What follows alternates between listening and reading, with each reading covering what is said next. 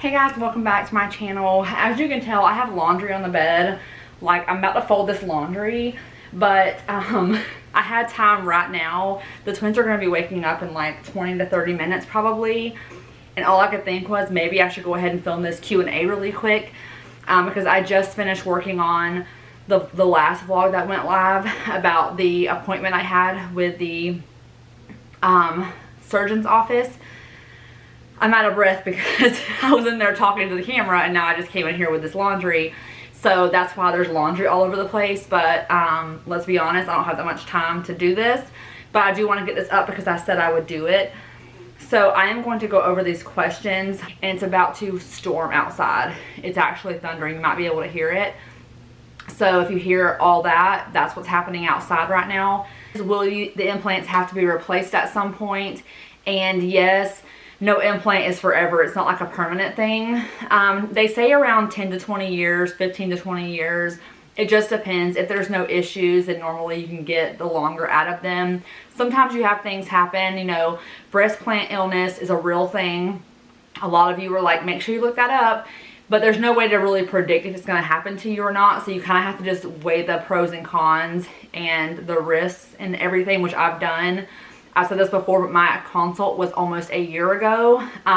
The day I get surgery, it will have been almost exactly 10 months ago. So I didn't just decide to do this one day and then hopped into it. I've actually seen done some consults in the past. But with that being said, it's not a permanent thing. You can get things like, I think it's called a capsular contracture. Things like that can happen, and there's no way to just predict what's going to happen. Most of the friends that I have never had any issues with theirs. So a lot of you have said that all your friends have had issues. So I think it just depends. I don't really know what's going to happen. But overall right now I'm healthy, and I'm just praying that, you know, everything goes well with mine. The next person asked, are you nervous? Yes, I'm terrified. Just because it's elective doesn't mean that I'm not scared. Anesthesia, to me, it's a very scary concept. It's always been a scary concept to me. So yes, I'm nervous, and I know when I get there I'm going to be terrified. Again, it's just one thing you have to go through in order to get what you want if you want a surgery like this. The next question is, am I nervous about the amount of cc's or the size that I'm going? The doctor pretty much told me what to expect to look like, and that machine they put your body in, you can pretty much tell what you're going to look like after surgery. So that helps me not be as anxious about it. But I'm still nervous about seeing it in real life, especially in healing. For a few months, it's not going to look how it's going to look at the end product. Similar to any other surgery that you get, it takes time to get the actual result. Because with the implants, they sit really high, and over time they will come down. So I'm nervous to see them sitting super high and see them super swollen and think I'm not going to like them. But the size wise, there's only a couple options, and there's not that big of a difference. So whatever he thinks looks best is what I'm going to tell him to go with. The next question is, if I have any more children, will I be able to breastfeed? The answer is yes. The next person asked what my current size is. I'm currently a really full C. They're just not full anymore. They just look like they're sad, I guess. Yeah, I'm a really full C on my own. There's a little bit of asymmetry, so I feel like the left side could even be more towards a small D. But I think whenever he does the lift and takes this side out, they're going to be a straight C before the implant. The next person asked, what is the total cost? She said that she has wanted implants for so long, but she's scared to do it. So the total cost for me, this is South Alabama, so it's probably going to be way less than somewhere else in like bigger cities. I know it is a lot cheaper than in Des Moines. Whenever I first saw him, the surgeon up there at Des Moines Plastic Surgery. So here for the lift and the silicone implants, it's $68.50. Just for the implants alone, I think would have been a little over $4,500, or maybe a little bit, give or take some. But because I did the lift with it, it brought it up to $68.50. However, if he had done the two procedures separately, I know it would have costed way more. And he said that I was a really good candidate for having a lift with the augmentation. But there are some physicians or some cases in different bodies, different situations where you have to do a lift and implant separately. But luckily he said that I was a good candidate for doing the lifts with the implant. So it did save money being able to do it both together. So the next question is, what size implants are you getting? So when my doctor first saw me and he was like, just looking at everything that I had going on, I'm mortified. But he was just looking and asking me like, what do you want? And what I told him was that whatever size I am now, I would like to go up 2 cup sizes. I know for a C that seems like a lot, but I've looked at so many pictures and I think I want to be a double D. I don't know if that sounds like that's crazy and too big to some people, or if it sounds like that's too small to some people. I just like the look of double Ds, and I have several friends who have that size, and to be honest, they've shown me and I'm like, okay, that looks really good, and we have similar body types. So that's what I asked him for, and he said, given that I am doing a lift with the augmentation, he thinks that he would want me to do 350 to 370 cc's. So I will confirm that again the night before surgery when he starts marking me. And that'll be something that won't actually be confirmed though until after the surgery, because he does bring sizers in and then different size implants, and he usually gets some that are bigger and smaller, and then he puts them in, and then he will make the ultimate decision. So we can say we're going to go with 350 the night before surgery, but then we could get into surgery and he could size it to 390 if he thinks that's going to get me to where I want to be. And I think it's very important to let the surgeon, as long as you trust them, make that decision, because they are very skilled, they're experts, and they know at the end of the day, once you're in there, what it's going to give you. So I'm going to give him that leeway, but I'm thinking it's going to be 350 to 370, somewhere in there.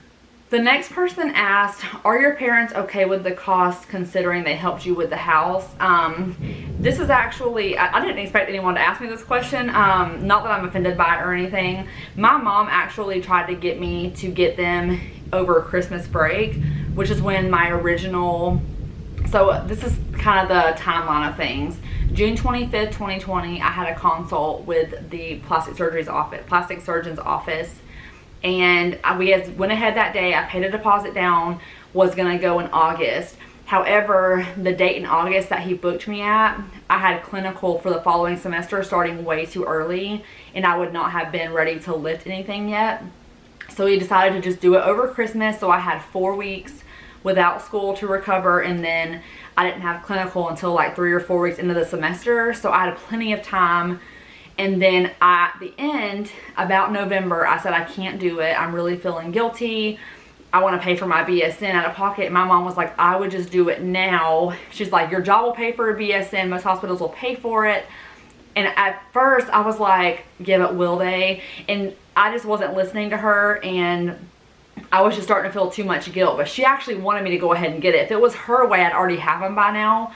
But I was kind of chicken to ask my job about the whole BSN thing and then paying me for it and helping pay for it, because I had only been there like 4 months at the time, and I was just scared to ask them. I mean, I'm like almost 30 and I was like, I'm scared. I don't want to be in there like, hey, y'all just gave me this scholarship, but will you also pay for this? And I should have just listened to her and did it back then. But no, they have no ill will towards me. My mom's actually really happy for me. She is going to be helping me out with the kids the first 2 days. And in December, she was going to take off like 2 weeks of work. So she's dedicated. But yes, I would have already had it if it was her way. Next question, great question. Who is your surgeon and why did you pick them? Word of mouth. And when I went and lived in Iowa, I saw a surgeon there. You guys know I actually went in for my nose and for a breast augmentation. He said finish having kids first, and we just did my nose. I really, really, really loved him when I met him, and the same thing happened here. I know several people who have used this surgeon, including my former best friend. She also used him and had a really good experience. So I'm just gonna take her, experience, and people that I work with have also used him, and I have actually one of my neighbors used him. And all their procedures, whether it be whatever they've had done, have all looked amazing, and they all had the nicest things to say about him. And so when I went into my consult and met him, I just thought he was literally so kind, very honest, very gentle, very sensitive, because it's a sensitive thing when you go in and you're wanting to change something about your body. He was just very sensitive with me about it and was like, you know, why do you want this? And even when I was talking about getting the lift, he's like, I don't think you really need a lift. You're kind of on the line, so I'm going to let you decide. He's like, right now they look great. And I'm like, really? Because I don't think so. But he was really, really nice about it. And I feel like if he was money hungry, he would have said, yes, you have to have a lift, you know, do this and this, or separate the procedures or whatever. But he was like, you are definitely a candidate to do it together, so it will save you money, but you don't have to have a lift. It's up to you. You might need one in the coming years if you don't do it now. And so I just decided to go ahead and do it. But he is such a nice person, and the entire staff is really nice too, so that helped. And there's another group of surgeons in town too who, hi. Hello. How you doing? They want to know how you feel about me getting this procedure done. If you... It's raining outside, in case you guys can't tell. They want to know how you feel about me getting this procedure done. If you... Like, what you getting done? He just found out today. No, I'm just kidding. What you doing and when you doing it? They just want to know how you feel about it. I'm fine with it. Yeah, he really doesn't care. I feel like, I mean, if it makes you happy, that's what you want to do, then I want you to be happy. So I don't feel like I should hold you back from something that you want to do that's going to make you happy. That's why it gets me 3 tacos at Taco Bell. Oh my god. And I ate the other half of the third one. Thank you for that. Thanks Welcome. for walking in right Good about to see now. you guys. It's been a while. I know, do you miss them? Of course I do. I do. Hope you guys been doing great. Ladies, gentlemen, everybody. Bye. Alright, I gotta go work. Bye. Have fun. We are. Call me if you need me for any more interviews. I don't even know where I was on that question, but yes, the office I'm using, I really trust them, and the whole staff is wonderful. So yes, I definitely think that you should see more than one plastic surgeon if you can help it. The other one in town, I didn't see him just because I have a couple people that I have heard of that have gone to them and didn't have the best experience. And the one person who sent me her photos that she had done, I don't want to say that they just weren't, I didn't feel like they, I don't know how to say this correctly. They talked her into something that I didn't feel like they should have talked her into, and she was very unhappy with her result, and it was kind of the opposite of what she wanted. And so I don't know. I know every place has bad experiences, or people will have a bad experience somewhere, but I truly have not found anyone who's had a bad experience with this surgeon's office. And hopefully I don't find anyone before I go through with the surgery, because it might make me scared. But definitely see multiple people, see at least 2, and then go from there. Alright, the last question. The last one, a lot of questions about how long it's going to take.